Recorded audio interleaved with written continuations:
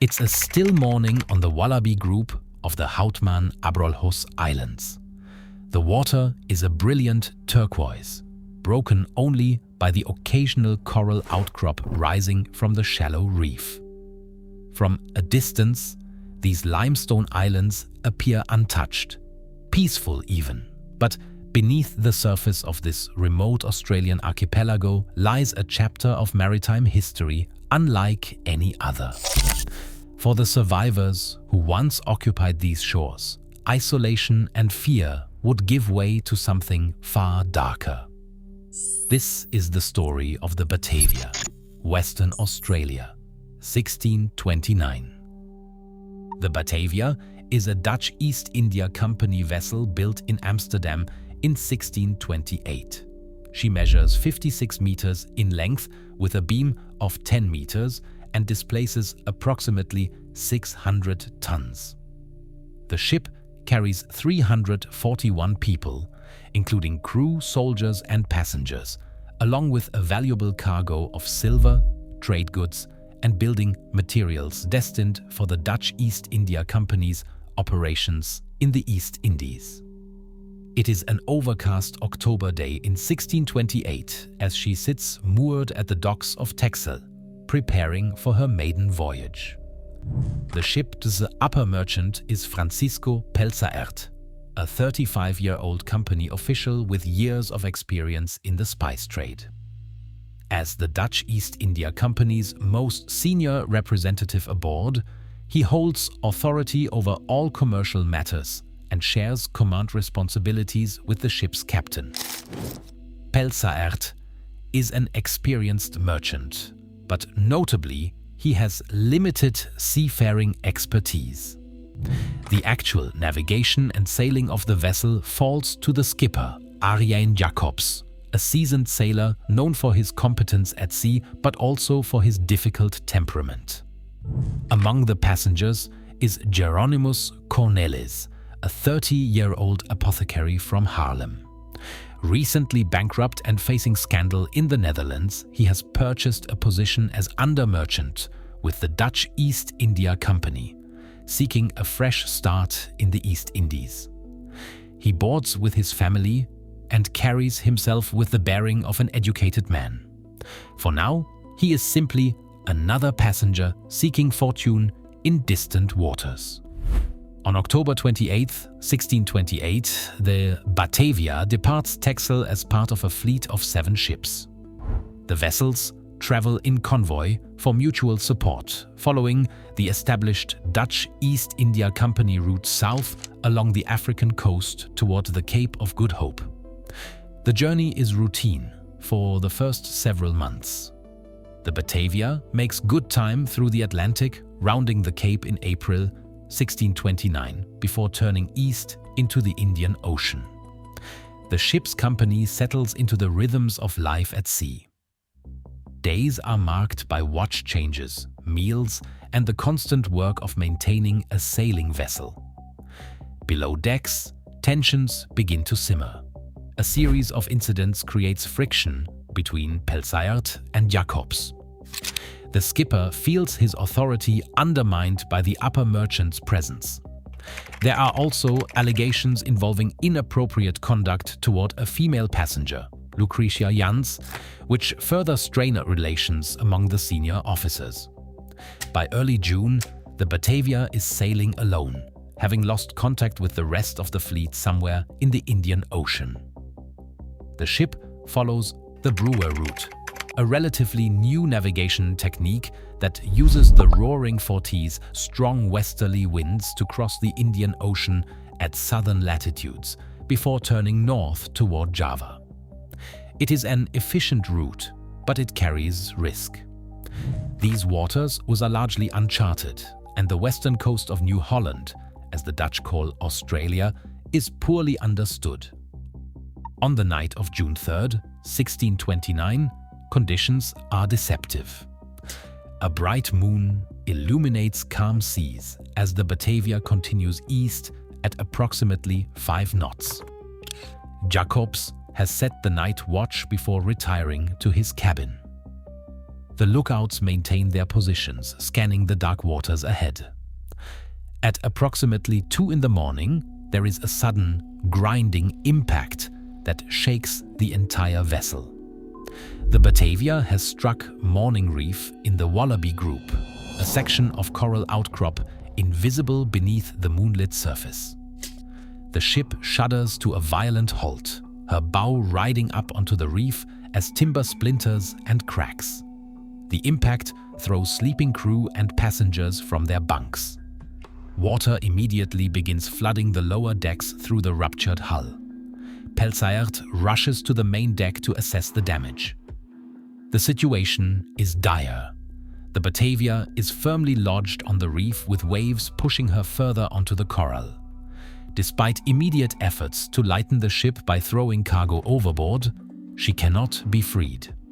As dawn breaks on June 4th, the full scope of the disaster becomes apparent.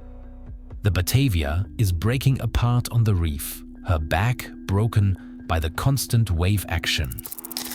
Approximately 70 people have already drowned in the initial impact and subsequent chaos. The survivors can see land nearby, a series of low limestone islands scattered across the reef system. Pelsaert orders the evacuation of all remaining personnel to the islands using the ship's boats. Over the following day, 268 survivors are transported to the largest nearby island, later known as Batavia's Graveyard. It is a barren stretch of coral limestone, measuring roughly 1,000 meters by 400 meters. There is no fresh water, minimal vegetation, and little natural shelter from the elements. The survivors establish a makeshift camp using salvaged materials from the wreck. Small amounts of food and water are recovered, but supplies are critically limited. Pelsaert assesses their options. The nearest Dutch settlement is Batavia, modern-day Jakarta, located over 3,000 kilometers to the north. No rescue can be expected, as their route is not regularly traveled and their position is unknown to other ships. On June 8th, Pelsaert makes the decision to sail for help. He takes the ship's longboat with 48 people, including Jacobs and other senior officers, leaving Cornelis as the highest-ranking VOC official among those remaining on the island. The longboat departs, leaving 220 survivors scattered across several islands in the archipelago.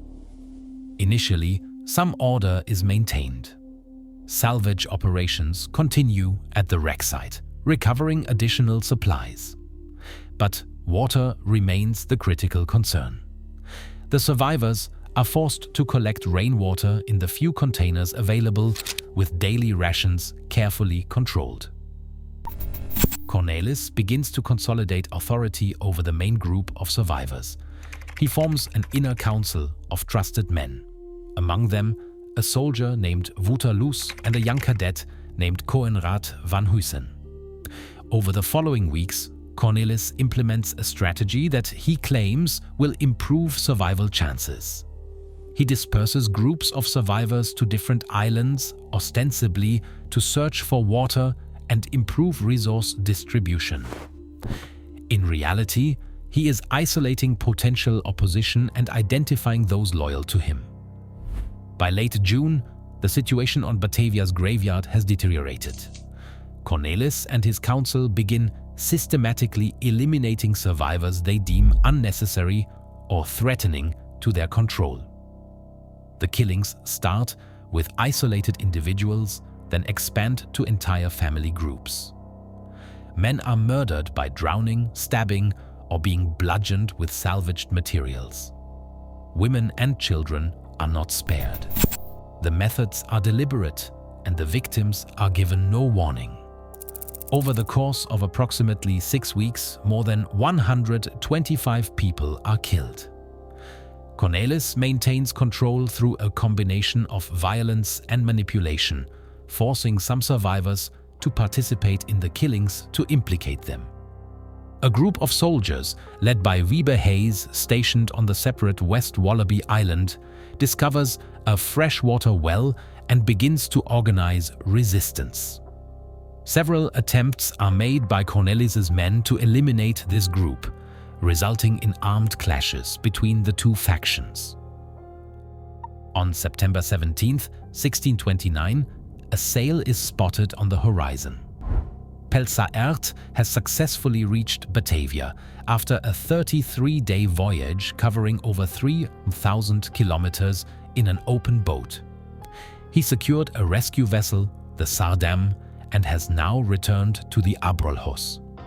As the ship approaches, Cornelis attempts to maintain the fiction that all is well, but Hayes and his soldiers reach the Sardam first, rowing out to inform Pelsaert of the massacre. Pelsaert orders the immediate arrest of Cornelis and his principal conspirators. Over the following days, the full extent of the killings is revealed through survivor testimonies. A court-martial is convened aboard the Sardam. The evidence is overwhelming. Cornelis and 6 of his men are found, guilty of murder, mutiny, and theft of company property. On October 2, 1629, the sentences are carried out on a small island that will later be known as Seals Island. 2 of the convicted men have their hands cut off before being hanged. Cornelis himself is subjected to extended torture before execution, a punishment reserved for the most serious crimes under VOC law. 5 other conspirators are hanged without torture. Several additional men receive flogging and are sentenced to serve as forced labor in other VOC territories. The Sardam departs the Abrolhos on November 15th, carrying the survivors back to Batavia. Of the 341 people who sailed from the Netherlands, fewer than 120 remain alive. The company holds additional trials in Batavia, resulting in further executions. 2 teenage boys who participated in the killings under duress are marooned on the Australian mainland, becoming possibly the first Europeans to permanently settle in Australia, though their ultimate fate is unknown. The wreck of the Batavia was rediscovered in 1963 by divers working for the Western Australian Museum. Extensive archaeological work has since recovered thousands of artifacts, including ship timbers, cannons, and personal items. A section of the stern castle was salvaged and is now displayed at the Western Australian Maritime Museum in Fremantle. The recovered materials provide detailed insight into 17th century Dutch shipbuilding and daily life aboard Dutch East India Company vessels. Today, the Abrolhos Islands remain largely unchanged. The waters around Morning Reef are marked as a maritime heritage site, and access is restricted to protect both the wreck and the historical significance of the location. On Beacon Island, formerly Batavia's graveyard, archaeological surveys have uncovered human remains and evidence of the survivors' desperate existence. A memorial plaque marks the site where so many died, not from shipwreck, but from the actions of those who should have been their protectors.